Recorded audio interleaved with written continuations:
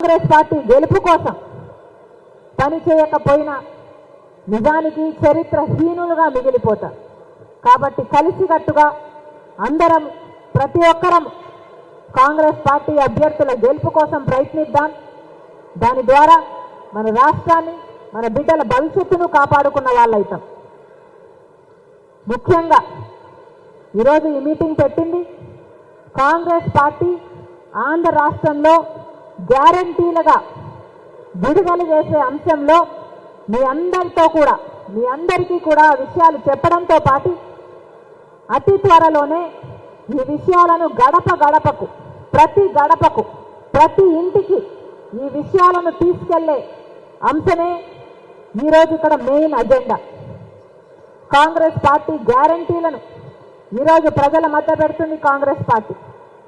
ఇప్పుడున్న పార్టీలు అటు తెలుగుదేశం పార్టీ అయినా ఇటు వైసీపీ పార్టీ అయినా రెండు పార్టీలు బీజేపీ పార్టీకి తొత్తులుగా పనిచేస్తున్నాయి. ఒకరిది పొత్తు అయితే ఇంకొకరిది తొత్తు. ఏ ఒక్క అంశంలో కూడా అటు చంద్రబాబు గారైనా ఇటు జగన్మోహన్ రెడ్డి గారైనా బీజేపీకి నో అనే క్వశ్చనే లేకుండా ఇన్ని సంవత్సరాలుగా మన రాష్ట్రానికి బీజేపీ పార్టీ ఒక్క విషయంలో కూడా మేలు చేయకపోయినా చంద్రబాబు గారు జగన్మోహన్ రెడ్డి గారు ఇద్దరు బీజేపీ పార్టీకి మోడీకి బానిసలుగా తయారయ్యారు. ఇది వాస్తవం. ప్రత్యేక హోదా మనకు 10 సంవత్సరాల కింద రావాల్సిన అంశం ఈ రోజు వరకు రాలేదు. బీజేపీ పార్టీ మనకు ప్రత్యేక హోదా ఇవ్వకపోయినా, పోలవరం ప్రాజెక్ట్ ఇవ్వకపోయినా, రాజధాని కట్టే విషయంలో సహాయం చేయకపోయినా, కడపలో స్టీల్ ఫ్యాక్టరీ లేకపోయినా, ఏ ఒక్క అంశంలో కూడా మనకు సహాయం చేయకపోయినా కూడా ఒక పక్క తెలుగుదేశం పార్టీ, ఒక పక్క వైసీపీ పార్టీ, జగన్మోహన్ రెడ్డి గారైనా చంద్రబాబు గారైనా దొందే ఇద్దరు బీజేపీ పార్టీకి బానిసలు. చంద్రబాబు గారేమో పొత్తు పెట్టుకున్నారు 2014, మళ్ళీ విడాకులు తీసుకున్నాడు, ఇప్పుడు మళ్ళీ పొత్తు పెట్టుకుంటున్నాడు. ఇది చంద్రబాబు గారి స్టోరీ అయితే, ఇక జగనన్న గారైతే నిర్మలా సీతారామన్ గారే జగనన్న గారిని మోడీ గారికి దత్తపుత్రుడు అన్నారు. ఇక వీరికి పొత్తులు లేనట్టు ప్రజలు ఎలా నమ్ముతారు? ఒకరిది బహిరంగ పొత్తు అయితే ఇంకొకరిది రహస్య పొత్తు, ఒకరిది సక్రమైన పొత్తు అయితే ఇంకొకరిది అక్రమమైన పొత్తు. వాస్తవం కాదా? ఇద్దరూ పొత్తులు పెట్టుకోలేదా? ఈ విషయాలన్నీ ప్రజల్లోకి తీసుకువెళ్ళాలి. ఈ విషయాలన్నీ ప్రజలకు గడపకు చేర్చాలి. జగనన్న గారైనా చంద్రబాబు గారైనా ఈరోజు బీజేపీ పార్టీకి బానిసలయ్యారు. కాబట్టి మీ ఓటు వృధా చేసుకోకండి అని జనాలకు చెప్పాలి. మీరు బీజేపీకి ఓటు వేయకపోయినా, తెలుగుదేశం పార్టీకి ఓటేసినా, వైసీపీ పార్టీకి ఓటేసినా అది పడేది మాత్రం బీజేపీ ఖాతాలోనే. మళ్ళీ బీజేపీ పార్టీ కేంద్రంలో అధికారంలోకి రావాలంటే వీళ్ళిద్దరికీ ఓట్లేయాలి. మళ్ళీ బీజేపీ పార్టీ రాష్ట్రంలో రాజ్యం ఏలాలంటే, ఒక్క సీటు గెలవకపోయినా మళ్ళీ మన రాష్ట్రంలో రాజ్యం ఏలాలంటే వైసీపీకి ఓటేయాలి, లేదా జనసేనకు ఓటేయాలి, లేదా టీడీపీకి ఓటేయాలి. ఎందుకంటే వీళ్ళ ముగ్గురు ఒకటే కాబట్టి. బీజేపీ అంటే వేరే ప్రపంచమంతా అర్థం ఉండొచ్చు, కానీ బీజేపీ అంటే మన రాష్ట్రంలో మాత్రం బాబు, జగన్, పవన్. ఈ విషయం తీసుకెళ్ళాలి. బీజేపీ అంటే బాబు, జగన్, పవన్. బీజేపీ ఎక్కడా లేదు, వీళ్ళల్లోనే ఉంది. కాబట్టి ఈ విషయాలన్నీ జనాలలోకి తీసుకువెళ్లాల్సిన అవసరం ఉంది. ఈరోజు ముఖ్యంగా కాంగ్రెస్ పార్టీ ఇచ్చే గ్యారంటీల గురించి మాట్లాడడానికని మనందరం ఇక్కడ సమావేశమయ్యాం. ముఖ్యమైన గ్యారంటీ 10 సంవత్సరాల ప్రత్యేక హోదా.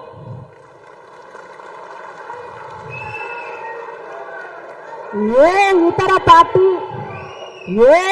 పార్టీ ఈ విషయం గురించి మాట్లాడదు. బీజేపీ పార్టీ అయితే మన రాష్ట్రానికి వెన్నుపోటే పొడిచింది. కాబట్టి బీజేపీ పార్టీ ప్రత్యేక హోదా గురించి మాట్లాడదు. చంద్రబాబు గారైనా జగనన్న గారైనా ఇద్దరు ఆ బీజేపీ పార్టీకి బానిసలుగా మారి ప్రత్యేక హోదా అన్న ఊసే లేకుండా చేశారు.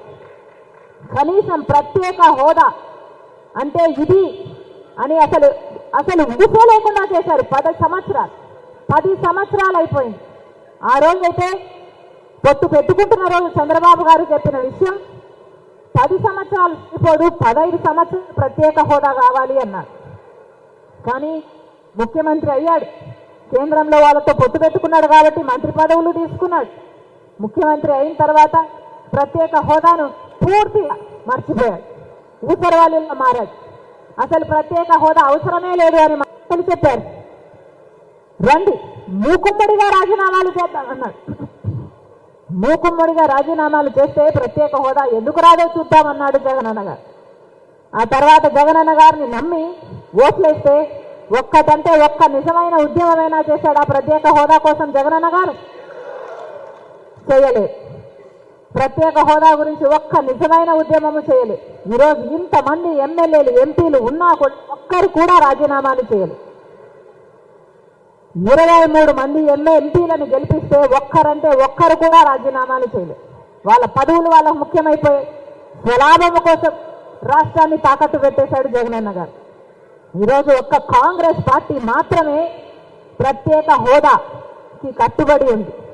ఆంధ్ర రాష్ట్రానికి ప్రత్యేక హోదా రావాలి అని కాంగ్రెస్ పార్టీకి బలంగా ఉంది కాబట్టే, రాహుల్ గాంధీ గారికి మరి ముఖ్యంగా ఉంది కాబట్టే, ప్రత్యేక హోదా గురించి ఇంతగా ఆలోచన ఉంది కాబట్టే అధికారంలోకి వచ్చిన వెంటనే ప్రత్యేక హోదా మీద మొట్టమొదటి సంతకం చేస్తానని చెప్పాడు రాహుల్ గాంధీ గారు. కాబట్టి మనం ప్రజల్లోకి తీసుకెళ్ళాలి. ప్రత్యేక హోదా చాలా ముఖ్యమైన అంశం. పక్క రాష్ట్రాలలో ప్రత్యేక హోదా వస్తే ఒక రాష్ట్రంలో, చిన్న రాష్ట్రంలో 2000 కొత్త పరిశ్రమలు వచ్చాయి. ఇంకొక రాష్ట్రంలో 10,000 పరిశ్రమలు వచ్చాయి. మనకు 10 ఏళ్ళు అయింది రాష్ట్రం ఏర్పడి, కనీసం పట్టుమని 10 అయినా వచ్చాయా? ఎన్ని వేలు వచ్చింది? ప్రతి నియోజకవర్గంలో కనీసం ఒక 100 కొత్త పరిశ్రమలు వచ్చేది మనకు ప్రత్యేక హోదా వచ్చుంటే. ఎందుకంటే ట్యాక్స్ బెనిఫిట్స్ అంత గొప్పగా ఉంటాయి కాబట్టి. కానీ అవేవీ జరగలేదు.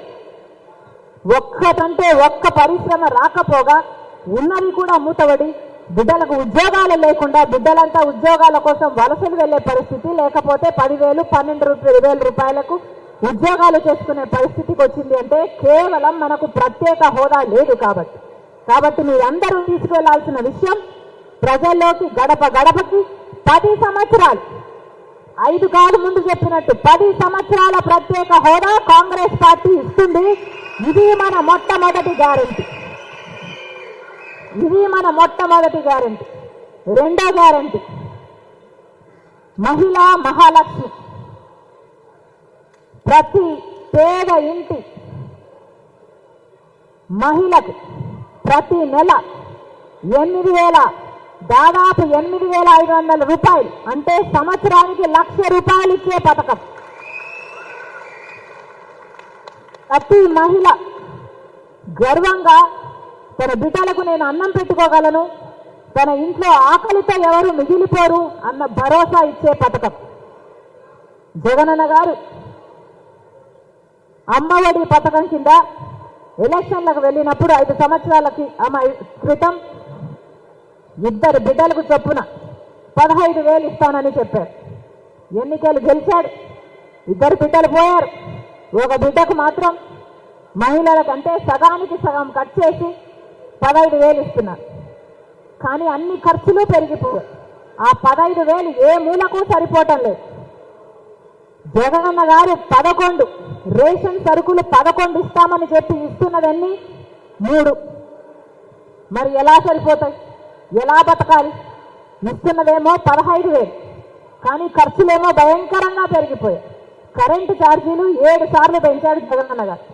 ఆర్టీసీ ఛార్జీలు పెరిగాయి.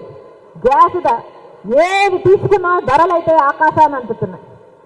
ఇటువంటి పరిస్థితుల్లో కాంగ్రెస్ పార్టీ ఆలోచన చేసి అద్భుతమైన పథకాన్ని ప్రవేశపెట్టింది.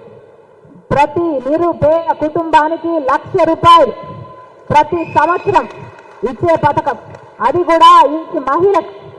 ఆ ఇంటి ఒక మహిళకు, ఏ మహిళ అయితే ఆ ఇంటి పెద్దగా ఉంటారో, ఒక భార్య కానీ తల్లి కానీ ఎన్ని త్యాగాలు చేస్తుందో ఆ కుటుంబం కోసం ఆ మహిళకే తెలుసు.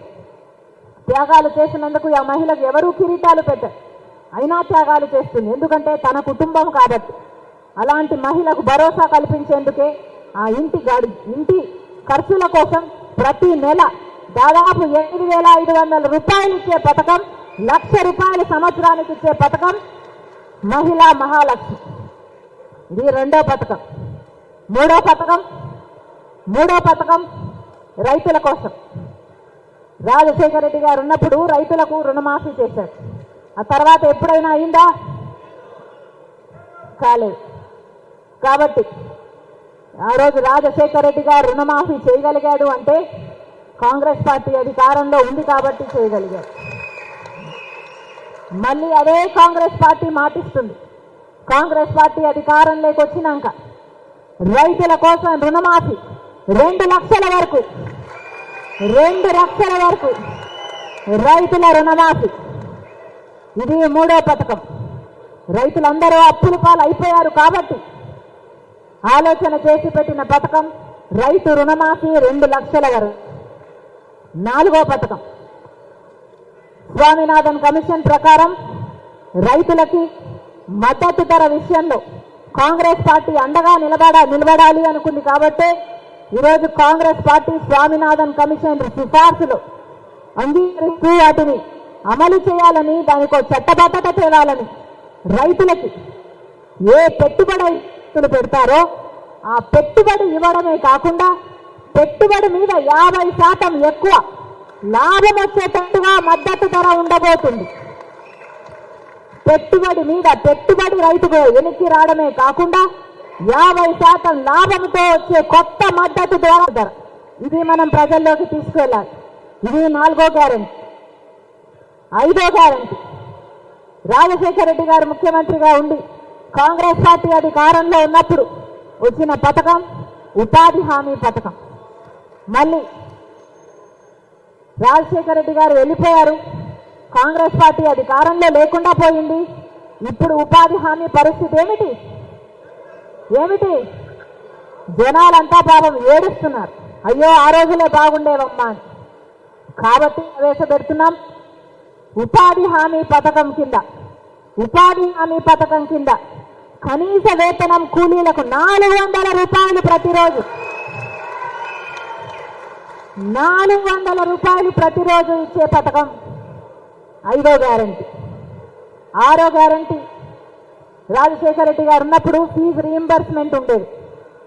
ఏది కావాలంటే అది చదువుకోండి, మీరు డాక్టర్ అవుతారా, మీరు ఇంజనీర్ అవుతారా, మీరు MBA చేస్తారా, మీరు MCA చేస్తారా అని రాజశేఖర రెడ్డి గారు ఫీజు రీయింబర్స్మెంట్ ప్రవేశపెట్టారు.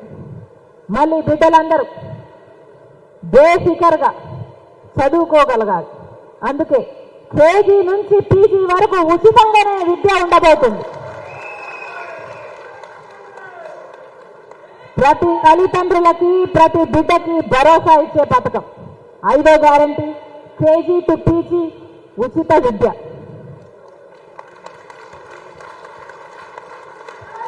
6వది 7వ గ్యారెంటీ ఉద్యోగాలు. రాహుల్ గాంధీ గారు నిన్న చెప్పారు 30 లక్షల ఉద్యోగాలు. కాంగ్రెస్ పార్టీ కేంద్రంలో అధికారంలోకి వస్తే ఖాళీగా ఉన్న ప్రభుత్వ ఉద్యోగాలు 30 లక్షల ఉద్యోగాలను భర్తీ చేస్తుంది కాంగ్రెస్ పార్టీ. అంతేకాదు రాష్ట్రంలో కూడా దాదాపు 2,25,000 ఉద్యోగాలు ఖాళీగా ఉన్నాయి. ఇదే ఉద్యోగాలు ఖాళీగా ఉండి జగన్మోహన్ రెడ్డి గారు అధికారంలోకి రాకముందు వాళ్ళ మేనిఫెస్టోలో చెప్పిన అంశం ఆ రోజు 2,30,000 ఉద్యోగాలు ఖాళీగా ఉన్నాయి, ప్రభుత్వ శాఖల్లో ఖాళీగా ఉన్నాయి, మేము అధికారంలోకి వస్తే వాటిని భర్తీ చేస్తామని చెప్పాడు జగనన్న గారు 5 సంవత్సరాల క్రితం. ఆ ఉద్యోగాలు ఈ రోజు వరకు కూడా భర్తీ కాలేదు. ఆ 2,30,000 ఉద్యోగాలు ఈ రోజు 2,25,000 ఉద్యోగాలు ఈ రోజు వరకు కూడా ఖాళీగానే ఉన్నాయి. అవి కాంగ్రెస్ పార్టీ భర్తీ చేస్తుంది. 2,25,000 ఉద్యోగాలు మొట్టమొదటి సంతకంగా రాష్ట్రంలో కాంగ్రెస్ పార్టీ అధికారంలోకి వచ్చిన వెంటనే మొట్టమొదటి సంతకంగా 2,25,000 ఉద్యోగాల మీద ఇస్తామని మరొకసారి మాటిస్తున్నాం. ఇది మన 7వ గ్యారెంటీ. 8వ గ్యారంటీ రాజశేఖర రెడ్డి గారు ఉన్నప్పుడు లక్షల మందికి 40 లక్షల పైగా ఇందిరమ్మ ఇల్లు కట్టిన నాయకుడు రాజశేఖర రెడ్డి గారు. ఆ తర్వాత ఎవరూ పట్టించుకోలేదు. పేదవాడు ఎట్లా బతుకుతున్నాడు, ఎక్కడ ఉంటున్నాడు, గుడిసెలో ఉంటున్నాడా, బతుకుతున్నాడా, చస్తున్నాడా అని ఎవడూ ఆలోచన చేయలేదు. మళ్ళీ చెప్తున్నా, కాంగ్రెస్ పార్టీ మాత్రమే ప్రజల గురించి ఆలోచన చేసే పార్టీ కాబట్టి ఇల్లు లేని ప్రతి నిరుపేద కుటుంబానికి ఒక పక్కా ఇంటి కోసం 5 లక్షల రూపాయలు ఇచ్చే గ్యారంటీ 8వ గ్యారంటీ.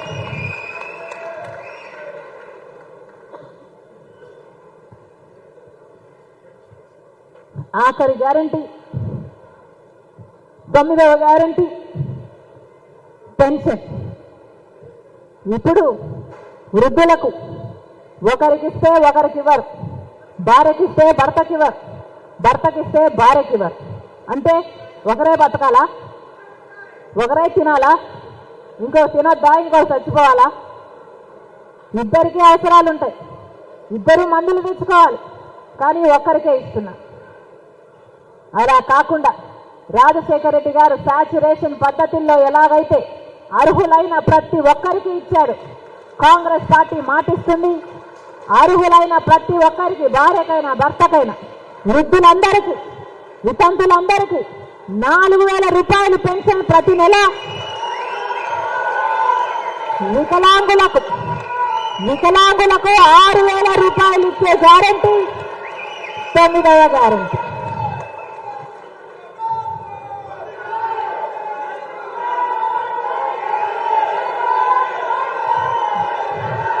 ఇవి కాంగ్రెస్ పార్టీ ఇచ్చే గ్యారంటీలు. వీటిని ప్రతి గడపకు తీసుకువెళ్లే బాధ్యత మనందరి మీద ఉంది.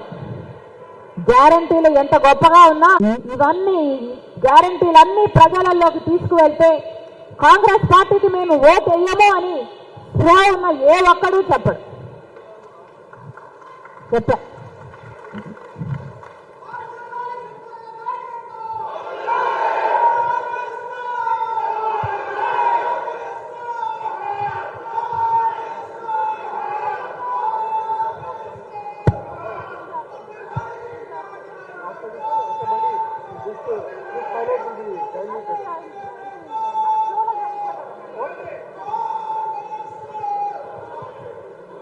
ఇప్పుడు మన గ్యారంటీలన్నీ ఒక పోస్టర్ రూపంలో మేము ఆవిష్కరిస్తున్నాం, కానీ ఇవే గ్యారంటీలు ఒక చిన్న స్టిక్కర్ రూపంలో, ఒక 9x9 సైజు స్టిక్కర్ రూపంలో ప్రతి నియోజకవర్గంలో, ప్రతి గడప, ప్రతి క్యాండిడేట్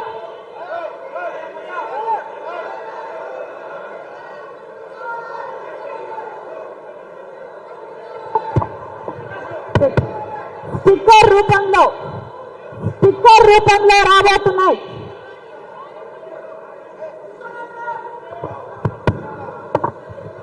ఈ గ్యారంటీలు స్టిక్కర్ రూపంలో రాబోతున్నాయమ్మా. స్టిక్కర్ రూపంలో ఎందుకు రాబోతున్నాయంటే ప్రతి ఇంటికి ఒక డోర్ ఉంటుంది. ఆ డోర్కు అతికించే వీలుగా మన పార్టీ స్టిక్కర్ రూపంలో ప్రతి గడపకు ప్రతి డోర్ మీద, మెయిన్ డోర్ మీద మన స్టిక్కర్ ఉండాలి. ప్రతి కార్యకర్త ఎంత పని చేశాడో ఏ వార్డులో అయినా, ఏ గల్లీలో అయినా చూస్తే అర్థమైపోవాలి. ఒక స్టిక్కర్ రూపంలో ఈ మేనిఫెస్టో ఒక చిన్న స్టిక్కర్ రూపంలో మీ నియోజకవర్గాలకు రాబోతుంది. ప్రతి ఇంటికి, ప్రతి గడపకి తీసుకెళ్లాలని మనస్ఫూర్తిగా కోరుకుంటున్నాం.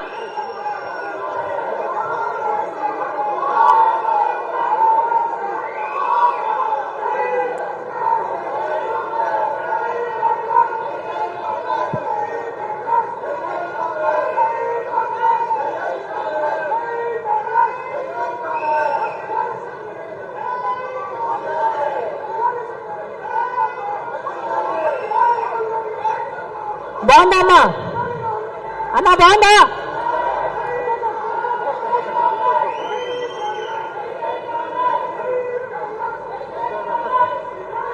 ఏమన్నా బాగుందా?